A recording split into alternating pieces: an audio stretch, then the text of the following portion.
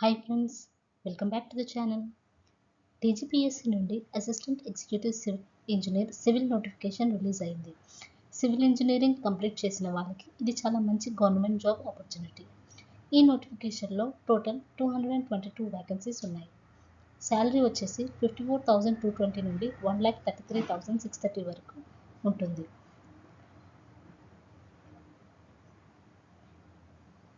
ఈ వీడియోలో నోటిఫికేషన్ మొత్తం సింపుల్గా కవర్ చేశాను. ఇంపార్టెంట్ డేట్స్ ఏంటి, ఎవరు అప్లై చేయొచ్చు, ఫీజు ఎంత, ఎగ్జామ్ ఎలా ఉంటుంది, సెలక్షన్ ప్రాసెస్ ఏంటి, అన్ని కంప్లీట్ డీటెయిల్స్ చూద్దాం.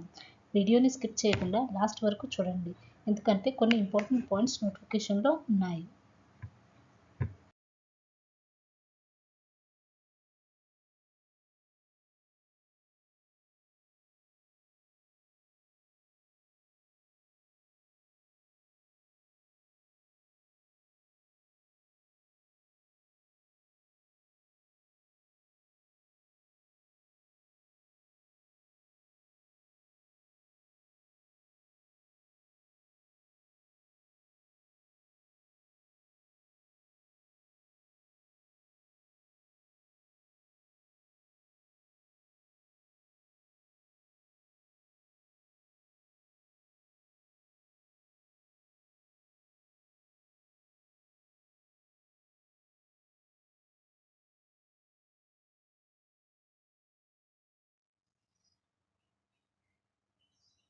నెక్స్ట్ వచ్చేసి ఎడ్యుకేషనల్ క్వాలిఫికేషన్. ఈ పోస్ట్కి అప్లై చేయాలంటే సివిల్ ఇంజనీరింగ్లో బ్యాచిలర్స్ డిగ్రీ కంప్లీట్ చేసి ఉండాలి, లేదా AMIE క్వాలిఫికేషన్ ఉన్న క్యాండిడేట్స్ కూడా ఎలిజిబుల్. నోటిఫికేషన్ ప్రకారం డిస్టెన్స్ ఎడ్యుకేషన్ క్వాలిఫికేషన్ ఉంటే అది UGC, AICTE లేదా డిస్టెన్స్ ఎడ్యుకేషన్ బ్యూరో రికగ్నిషన్ కలిగి ఉండాలి. ఇంకో ఇంపార్టెంట్ పాయింట్ ఏంటి అంటే మీ క్వాలిఫికేషన్ రిజల్ట్ నోటిఫికేషన్ డేట్కి డిక్లేర్ అయి ఉండాలి. ఇప్పుడు ఏజ్ క్రైటీరియా చూద్దాం. మినిమం ఏజ్ వచ్చేసి 18 years, maximum age 44 years. SC, ST, BC మరియు EWS క్యాండిడేట్స్కి 5 ఇయర్స్ రిలాక్సేషన్ ఉంటుంది. PWD క్యాండిడేట్స్కి 10 ఇయర్స్ రిలాక్సేషన్ ఉంటుంది. ఎక్స్ సర్వీస్ మెన్ మరియు NCC ఇన్స్ట్రక్టర్స్కి కూడా 3 ఇయర్స్ రిలాక్సేషన్ ఉంది. మీ కేటగిరీకి అప్లై అయ్యే రిలాక్సేషన్ నోటిఫికేషన్లో ఒకసారి వెరిఫై చేసుకోండి. ఇప్పుడు అప్లికేషన్ ప్రాసెస్ చూద్దాం. అప్లికేషన్ ప్రాసెస్ అనేది చాలా సింపుల్గా ఉంటుంది. ముందుగా TGPSC వెబ్సైట్ విజిట్ చేయండి. OTR అకౌంట్ క్రియేట్ చేసి ప్రొఫైల్ కంప్లీట్ చేయాలి. తర్వాత అప్లికేషన్ ఫామ్ ఫిల్ చేసి రిక్వైర్డ్ డాక్యుమెంట్స్ అప్లోడ్ చేయాలి. ఫీ అప్లికబుల్ అయితే పేమెంట్ కంప్లీట్ చేయాలి.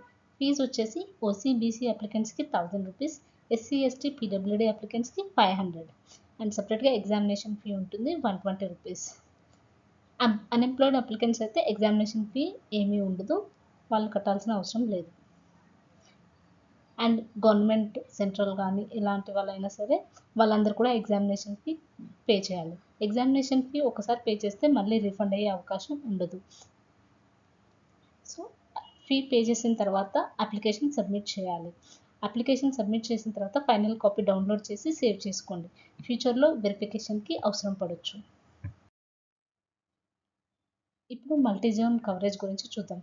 ఈ రిక్రూట్మెంట్ మల్టీజోన్ 1 మరియు మల్టీజోన్ 2లో జరుగుతుంది. నోటిఫికేషన్లో డిస్ట్రిక్ట్ వైజ్ డీటెయిల్స్ ఇచ్చారు.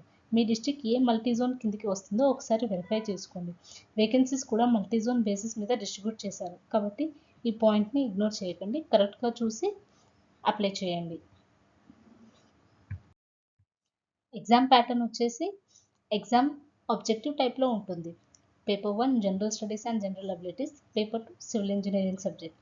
పేపర్ 1లో 150 క్వశ్చన్స్కి 150 మార్క్స్ ఉంటాయి. పేపర్ 2లో 150 క్వశ్చన్స్కి 300 మార్క్స్ ఉంటాయి.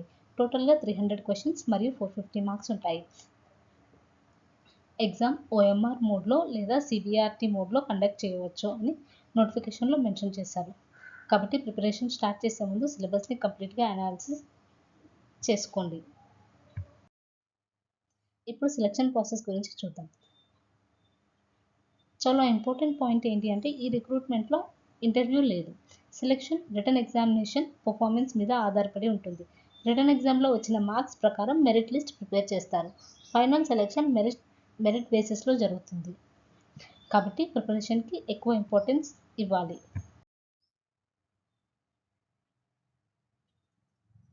ఫ్రెండ్స్, ఈ నోటిఫికేషన్కి సంబంధించి ఇంపార్టెంట్ డీటెయిల్స్ అన్నీ కవర్ చేయడానికి ట్రై చేశాను. వీడియో యూస్ఫుల్ అనిపిస్తే లైక్ చేయండి. మీ సివిల్ ఇంజనీరింగ్ ఫ్రెండ్స్తో షేర్ చేయండి. టీజీపీఎస్సీ లేటెస్ట్ నోటిఫికేషన్స్ కోసం సబ్స్క్రైబ్ చేసి బెల్ ఐకాన్ ప్రెస్ చేయండి. Thanks for watching.